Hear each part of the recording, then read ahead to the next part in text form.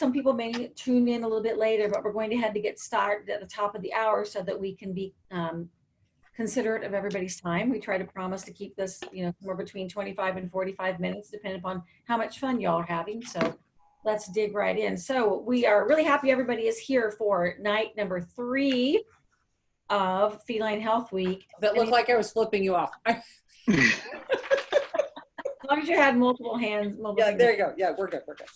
Night 3, and this is going to be a really good, well, they're all going to be a really good one though. I mean, this is where we actually get to talk about some of the issues that had been posed. We're going to solve some of the problems and have some of the discussion about what we can do to actually get cats into the practice, make them happy while they're there, make it a positive experience, and then bring them back into the practices so we can make sure they get the health care we deserve. And so I'm really excited that we have such an illustrious group tonight presenting on our behalf. So we have Dr. Marcus Brown. Marcus, raise your hand. I'm sure you're out since you're the only guy here, but just raise your hand just in case. And Dr. Brown runs the NOVA Cat Clinic in Arlington, Virginia, correct? Yes, Arlington, Virginia. Yeah. So we appreciate you taking time to be here. And Tammy Sadek, who you are a very successful feline practitioner and obviously are board certified. So you have a lot of great information to share with us as well. And then of course, Jane Brunt, Executive Director of the Catalyst Council. Thank you again, Jane, for helping us to make this week happen. We very much appreciate it. So, there's a lot of negative information out there about feline healthcare and how we're having difficulty even making a dent in some of the numbers. So let's talk a little bit about tonight about the experiences you all have had and your success in feline practice, and share some of those tips that work. So before we kind of dig into the content, we really would like to ask you, Marcus, to start us off with our traditional Bridge Club toast. Traditional Bridge Club toast. So I would like to toast to all the cats and the people that love them, and hopefully we can provide them with the health care they deserve. Cheers. Yes. Cheers. I'll drink to that. That is a nice one. I like that. Indeed, we will. All right. So Marcus, when we were doing our little preliminary conversation, you had some really good thoughts around the need to change mindsets. So if you would be so kind as to kind of kick our conversation off with some sort of fabulous statement here. Well, like you were saying, mindset is really important, and not just for the public, for our veterinarians. I mean, we need to make sure that people understand cats, that they can focus on what they need, so that we can provide them with the health care they deserve, and so that their overall experience is not terrible. In that show, right? That's kind of what it all comes right down to, is making sure it's not terrible, And then Jane, you kind of led into some really good comments too about some of those foundational understandings. Yeah, and what Marcus says is absolutely true, and it underscores the need for being cat friendly and all of those activities that the team can have, which I'm sure he's going to talk about. But even before that, I think understanding, what's happening in the home, and so, we hear these common myths and misperceptions that my cat's indoors, or she doesn't act sick, or he's just getting older, and those are all things that we all hear. And in the past couple of nights, I've heard some really interesting comments on just kind of that whole mindset, to Marcus's point, of the cat owner and getting in there. We really need to engage owners before they get to our practice. And some of the ways that we can do that, to Dr. Mark's credit, when she was talking about the other night, older cat, it's in bad environment enrichment and what can you do? I think celebrating the cat's personality, just like Tammy was showing us with Sasha about flushing the toilet, and engaging cat owners about all the cool stuff that cats do. And when you create that engagement and the bond, then that lays the foundation for the visit, which is where Marcus is such an expert. What do you think, Jane, about the whole idea of cats will tell you when they're in pain. I know feels like a kind of a common misperception too, but it's amazing to me how even some veterinarians continue to reinforce the fact that if your cat acts like it's in pain, let us know. If he or she acts fine, don't be too concerned about it. That's a huge myth. Mhm. Right? I think we really need to start teaching the teachers a little bit, because from the veterinary perspective, with obviously cats are not small dogs, and we need to be making sure that we're sharing with all of our colleagues the importance of noticing that difference and how the pet is interacting in the household and the signs of illness and the signs of pain. They don't know about it. How can they share that information with their families, their clients, their pet families? It's impossible to give information you don't have. Right, absolutely. And I agree with Tammy too, that there's a really great, Duncan LaSalle has a really good video on how to examine a cat for pain, to look for arthritic pain. It's brand new and it's really terrific. If you haven't had a chance to see it, try to look it up online. And what is that again? It's Duncan LaSalle. He's out of North Carolina State University, and he's done a lot of work on pain. And he has a series of very nice educational videos on how to examine a cat to check them for pain. Okay. It's not something that we tend to learn in vet school. That's smart. That's something that even a pet owner could learn something from too, right? I mean, Sure. Oh, most definitely. Yeah. yeah, I mean, that might be an interesting thing for veterinary practices to even share out, or, for people like us to try to help get the word out. Catherine might have to think about that. Yeah. Yeah. So Marcus, let's kind of carry on a little bit with some of the key points you've been making about the experience. So we can always circle back around too, because everybody will have plenty of time to ask questions of our panelists here tonight. But the whole idea of the experience once you get them into the practice. So let's say that we've been fortunate enough to have a pet owner who recognizes their cat is in pain, or just understands the fact that you need to have your cat come into the practice at least once per year. So how do you make that a positive experience? Great question. Unfortunately, there are really good resources. AFP has a cat-friendly practice program that can give a lot of guidelines. The first thing I do is just, we have to really respect the cat. And when the owner comes in, we're sort of trained to kind of rush things along. And with cats, you just need to sort of open the door to their care and let them come out if they want to. If they don't want to, that's perfectly fine. Let them be cats. And it's interesting that sometimes the clients are getting ready to dump the cats. Like, no, we don't do that anymore. We just let them walk out and let them be themselves. And people are kind of surprised by that, but it puts them kind of at ease. And there are a lot of other things that once the cat comes out, things to help make it more friendly, with feel away, towels if they're nervous. There are a lot of things to let a cat be a cat. They decide how the visit's going to go, and you kind of follow their lead. Mhm. Oh, it was fascinating when we were doing our little pre-call talking about understanding how cats think, and I think that's a fascinating concept to share, especially with the people who are very connected with their cats, but even people who aren't as connected as they should be. Just the notion that your cat is thinking something and is acting accordingly.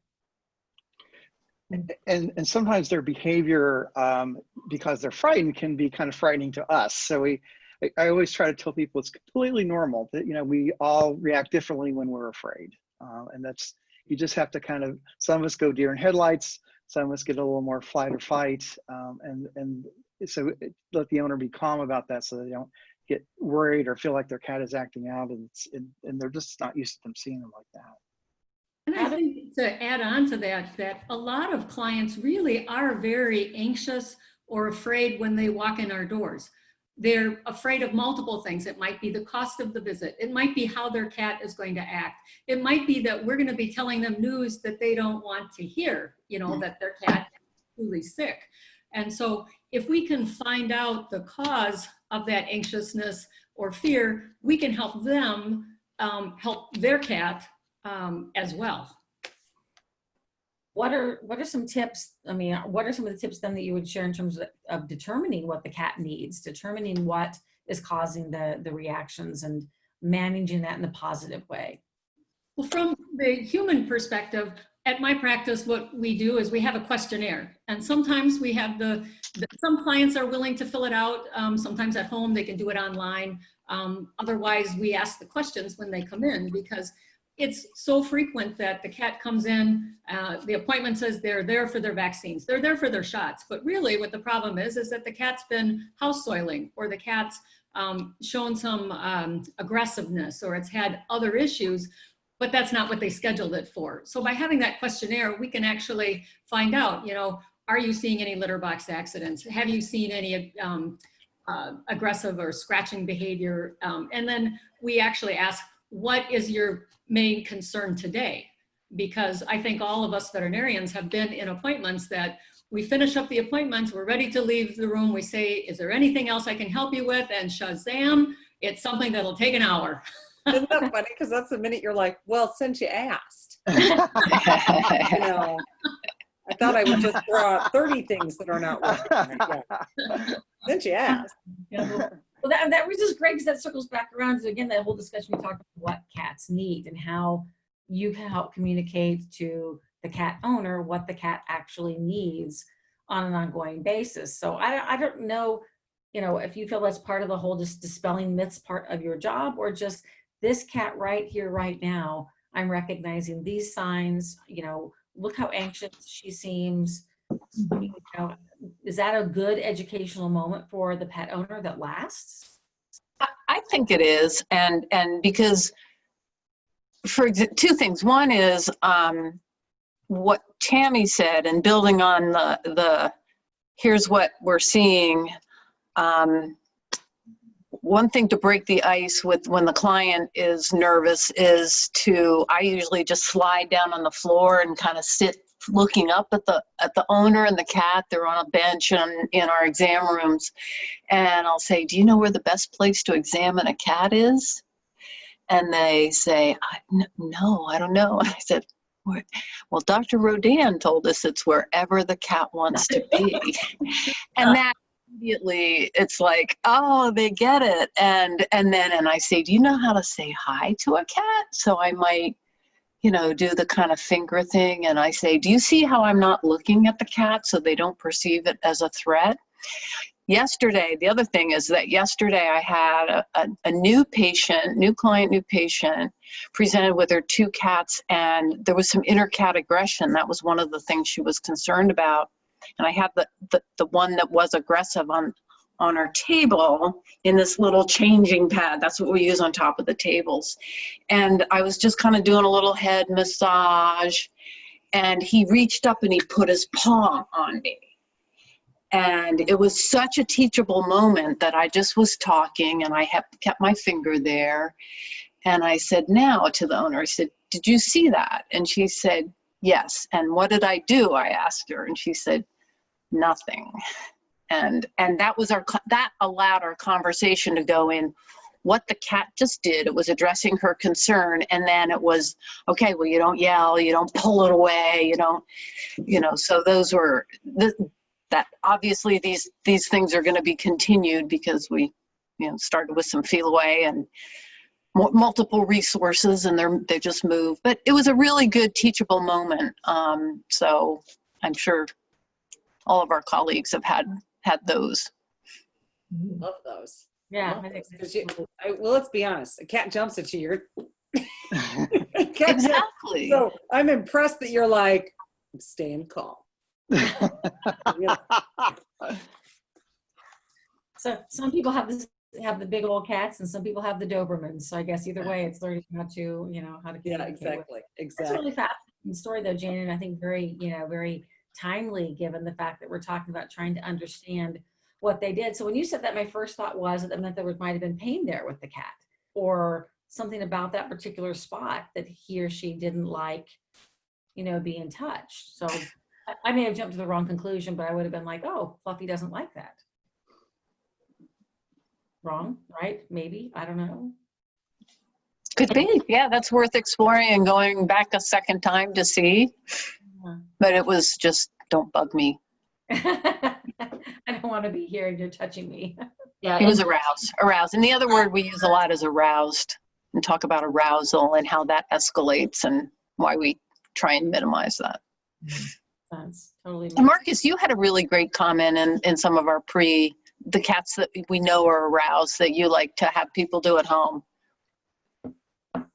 In regards to using things like Feel Away, and I think probably the feline practitioner's best friend as far as drugs are concerned is gabapentin. We've been using a lot of that, and it just helps. It helps relieve anxiety. They need it about an hour before the visit, but it's been pretty magical for cats that have been super anxious or no longer anxious when they're on gabapentin.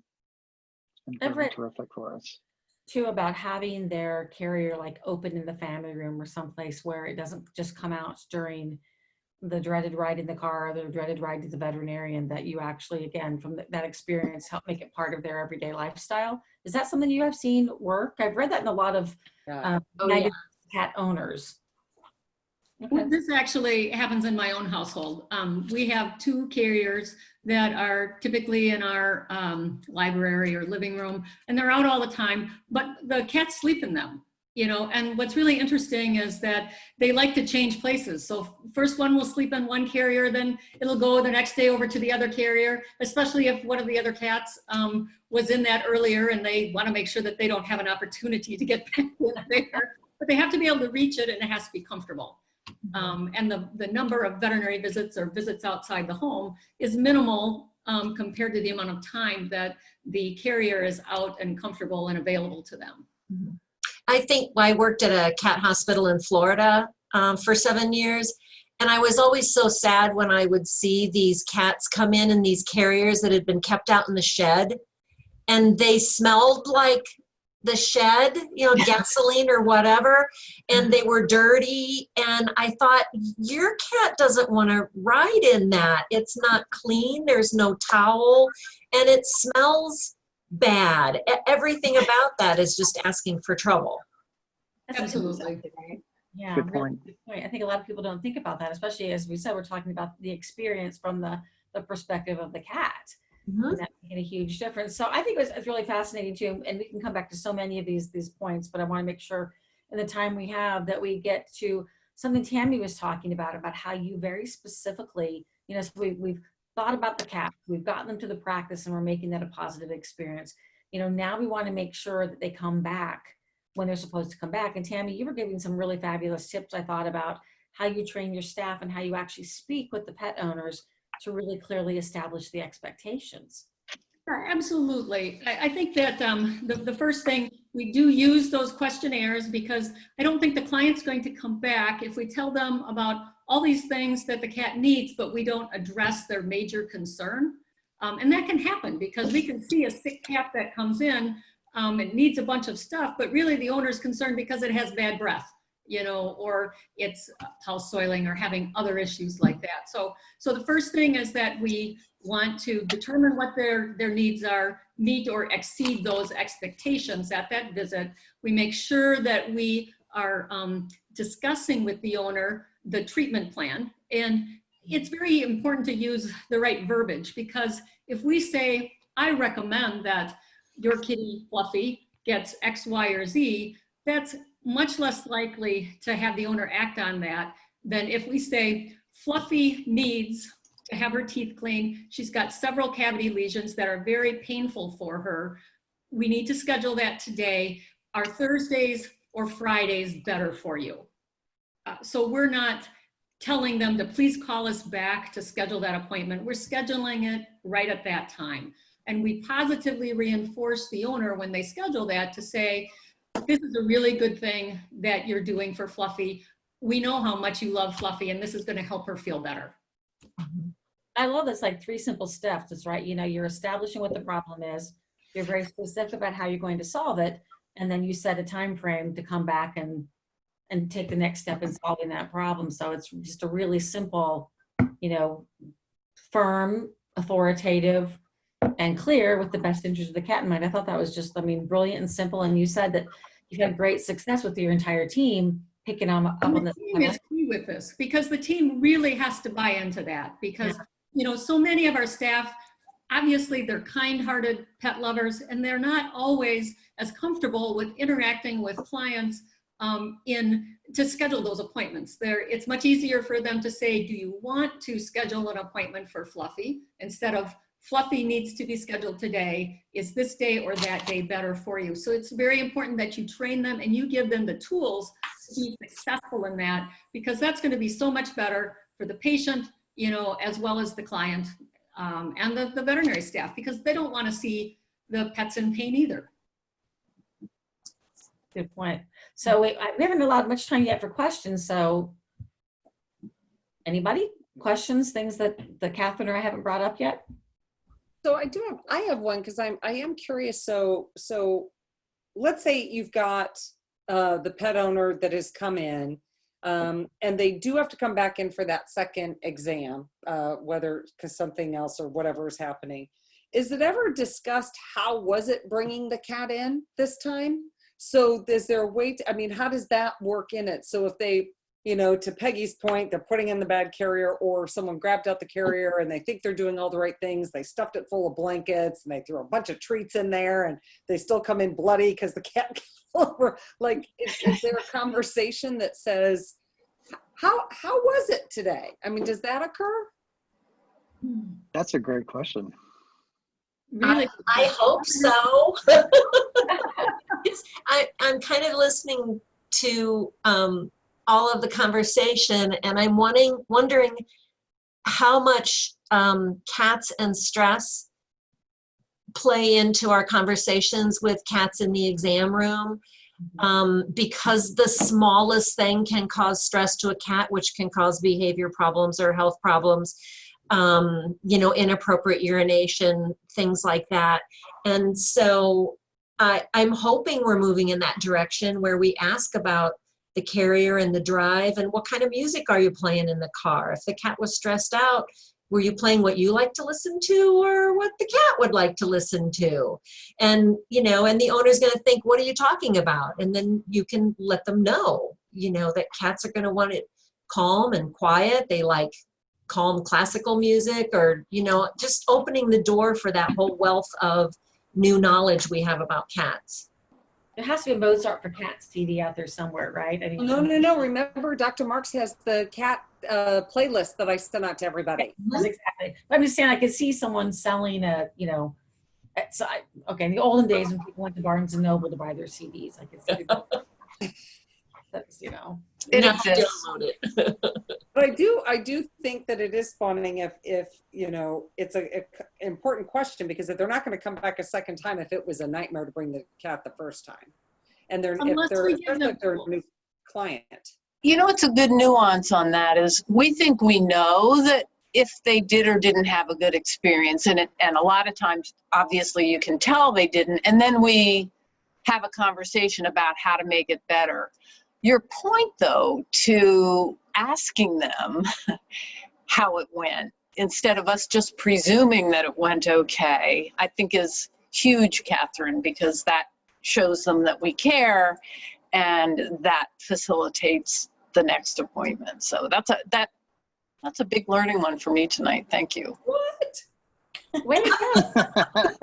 And I think, as Jane said, if we give them not only the recognition that this may have been difficult, but if we give them tools to have a different experience next time, like Marcus said about using gabapentin, about the feel away. I will have to say, Penny, I've never thought about the playlist, in the car with the classical music. I think that's a great suggestion too. But even offering them things like house calls, so giving them additional opportunities to have a successful veterinary experience can be very helpful as well. So just as a side story, on one of our previous bridge clubs, we had someone talk about the fact that their dog never did well in the car. Do you remember this, Brenda? And she was saying she figured it out because she yelled in the car, because she put the dog was in someone else's car and the dog was doing fabulous. And she's like, what has happened? Because apparently she yells at other drivers when she's aggressive driving. And the other car was very calm. Someone else was driving. So yeah. It's the environment, just like your Tammy and Penny, you're both saying. I think that it's species across all species. If it's negative, it's, that's not going to be a positive thing. But I just remembered that when you were saying that about the music, and I was like, she was yelling in the car. Yeah, it's not crazy. Yeah, it's not. I'm wondering with the veterinarians that are kind of on the panel today, because we're trying to work toward getting more cats into our clinic and getting more compliance with, especially like adult and senior healthcare. Do you guys have either a reminder system, emails that go out that say, hey, we haven't seen your cat in a year. Here are some things that you that may be lying under the surface on an older cat that we would want to catch early. I'm kind of leaning forward at getting that list and actually making phone calls to people and just saying, hey, just we haven't seen you in a year, just wondering how Fluffy's doing. Have you noticed any changes in her behavior? You know, and kind of do some open-ended questions that maybe guide them into knowing they should bring their cat in. So I'm just wondering what your feelings are about reminders and things. Who wants to go first? We have a gentleman who's helping us. He calls those dormant clients, and he'll make a list for us, and the receptionist will call them and check in, just see how things are going. It's sometimes people just need a little nudge. They forget. You know, it's like, oh yeah, People are busy. postcard. Yeah, people are really busy, and you can get so many email reminders.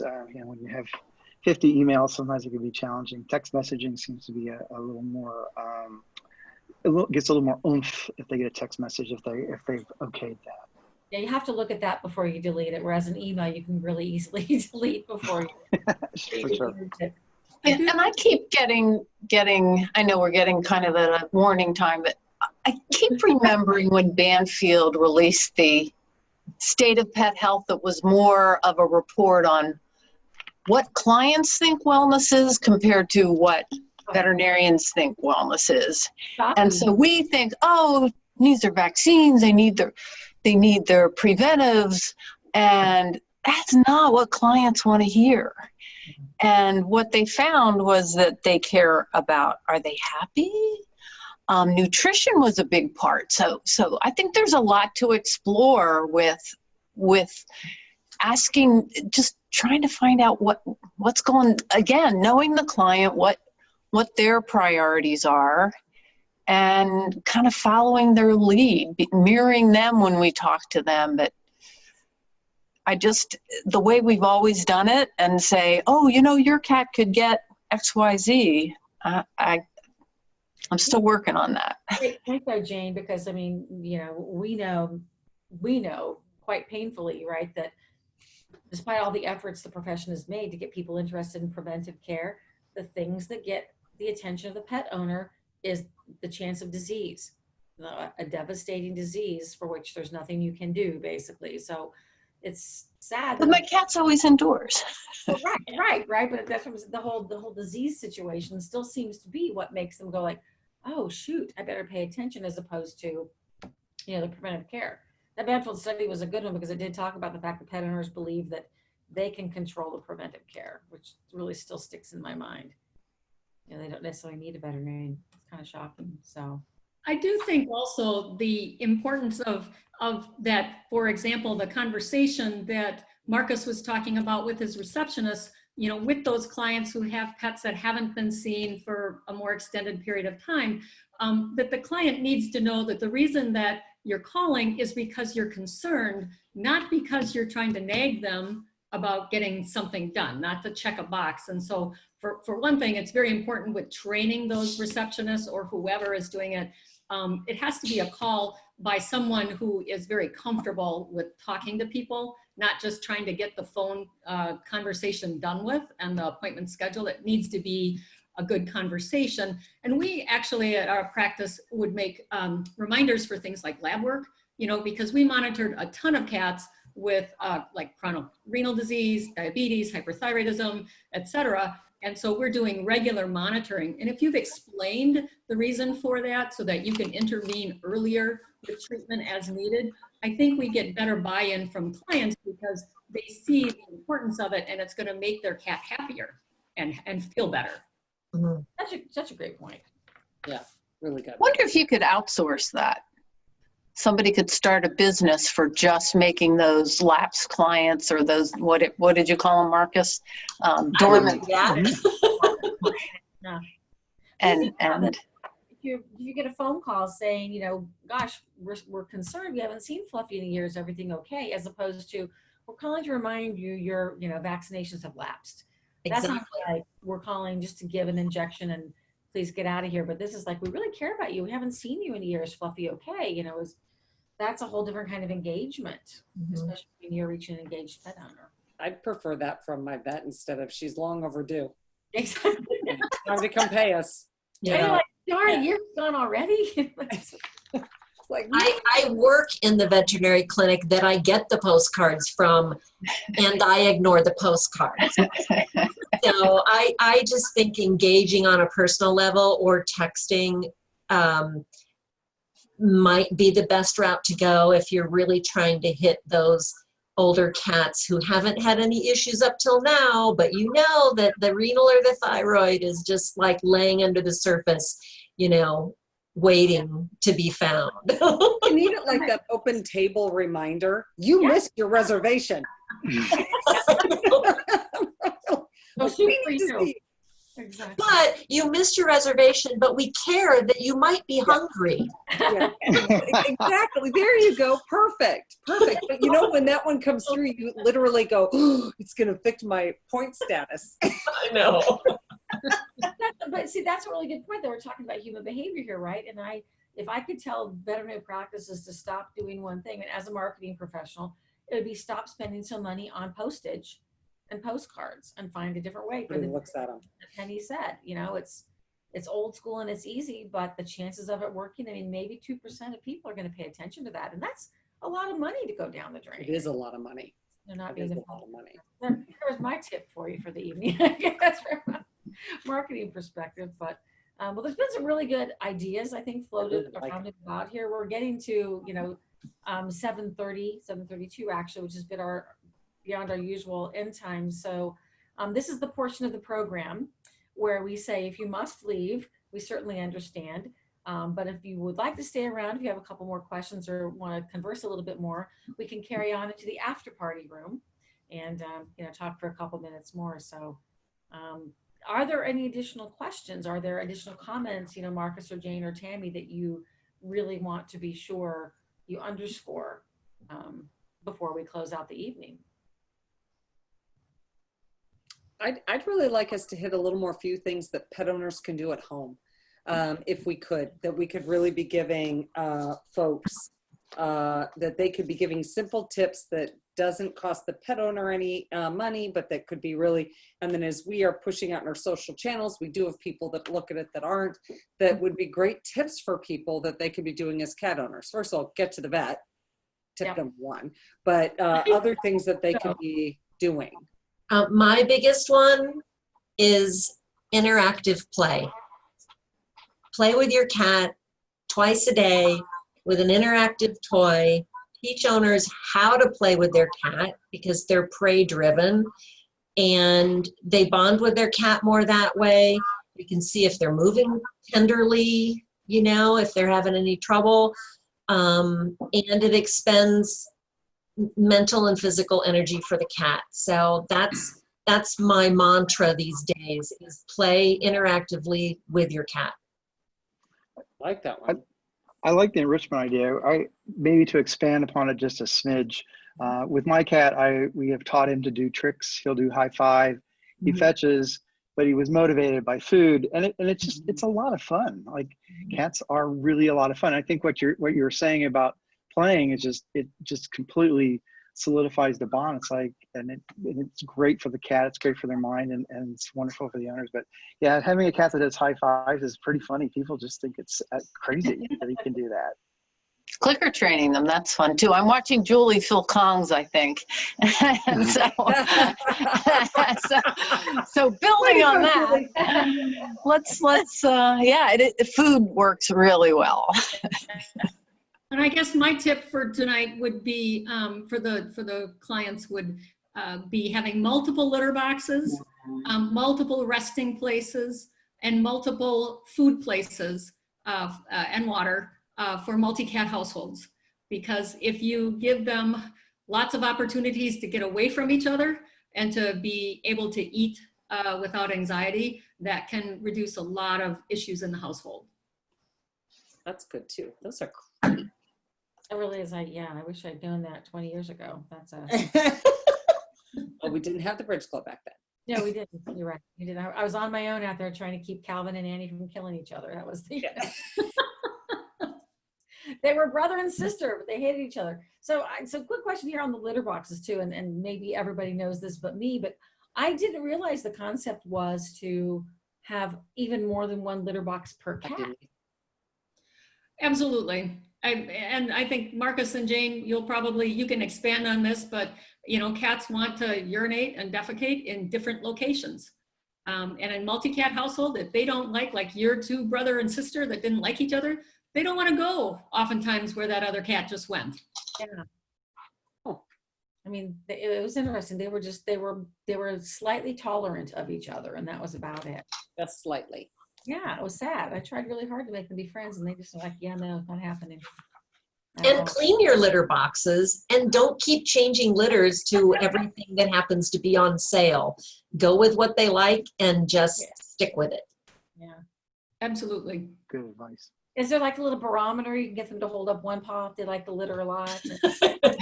I don't know. Push the button here. Marcus has figured that out. High five. How was your experience today? You know what that is? It's do they dig in the litter? So digging's good? Digging is good. If they don't want to touch the litter, if they're balancing on the edge of the litter, they don't like that. Oh yeah. They don't like that litter then. That's good to know. Okay, now that's a little tidbit I knew nothing about. That's pretty fantastic. I know, me neither. I didn't know that one. I like it. And so wow. Seriously, bring this back to me, because I always thought Calvin was just a slob and Annie was like prissy. I mean, and it could be that like Calvin was having a great time in his litter box and Annie just absolutely hated it. If only. And Annie was like, I'm not here. This is, I'm not going to touch this. My paws feel icky. Yeah, exactly. And Calvin's like, and now I know why that probably was. And you're lucky it was in the box, though.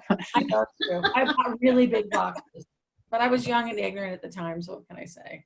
Oh my Well, it's important stuff, though, right? Because makes me want a cat now again. After all, like we're on day 3 of this, and I am like, now I'm really jonesing for. You would.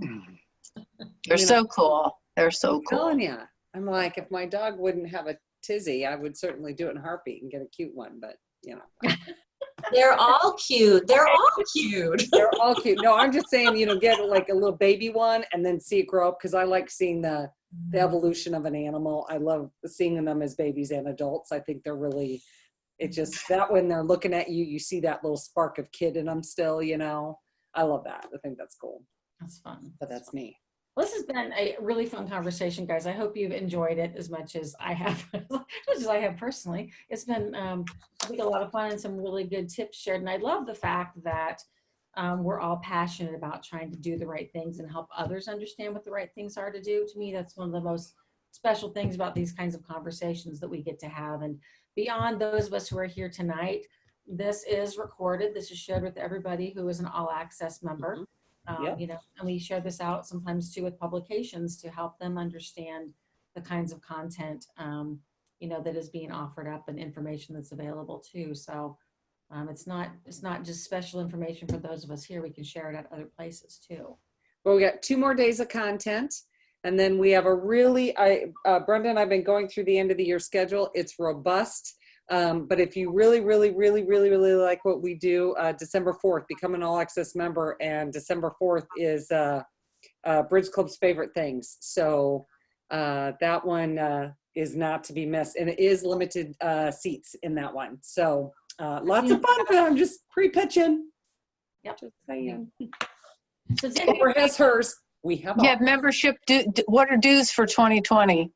So Brenda and I have to go back into business plan. I think it's 35. Our foggy recollection is that we are raising it to $35 next year. I know, whopping $35. So people who renew before we raise the rate obviously are, get their $20.19. Yes. So, For a whole year. For a whole year. It is for a whole year, yeah. That's So worth it then. And then what is so awesome is once you become an all access member, you go to our website and it knows you. Don't ask us how. We don't know how. And all the videos are there for you. You don't have to go anywhere. They're all there now. You can And see the so whole archive of everything we've ever Yes. done, for better or for and worse. if you don't pay, then that goes away some magical way. I don't know.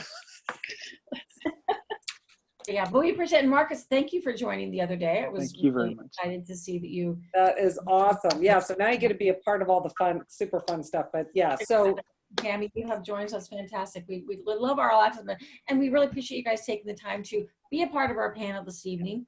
For those of you who took time out of your evening to come and listen to this conversation this evening, really appreciate that. So I'm going to do one last call for questions or comments, and then Tammy is going to take us on into our evening with the ending toast. Just thank you for some really, really good tips tonight. Some words, I'm big on how to choose your words and things. And you guys all just, everybody had a little tidbit of something that I can add to my list of what's going on this week. I have a question. On Friday, we want to hear from you guys. What Yes. has been your experience? So hopefully you'll be able to join the Friday afternoon session, because it starts at 2 p.m. Central, right? Yep. Yeah. And just your favorite feline hacks. So Dr. Alona Rodan will be there. She's the handling queen and the feline behavior board certified feline specialist and behavior. And her book is a feline behavior book. So that'll be a great session. Spread that around. And we want to hear from you. We want to hear, there's stuff like tonight. I said, oh, I never thought about that. It'll be a fun way to slide into the weekend, slide into the Friday happy hour with the Bridge Club. So, all right. So speaking of sliding into something, Tammy, would you like to finish up our evening with a toast? Absolutely. So basically, I want to thank everyone and cheers to all the people who try to make the world a little bit better every day for cats and their people. Yay. I'll drink to that. Good one. right. Cheers. You guys, thank you, everybody. Thank you, thank you, thank you. And it does look like I was looking up, just as a side note, gosh, what's his name again? Hang on, Duncan.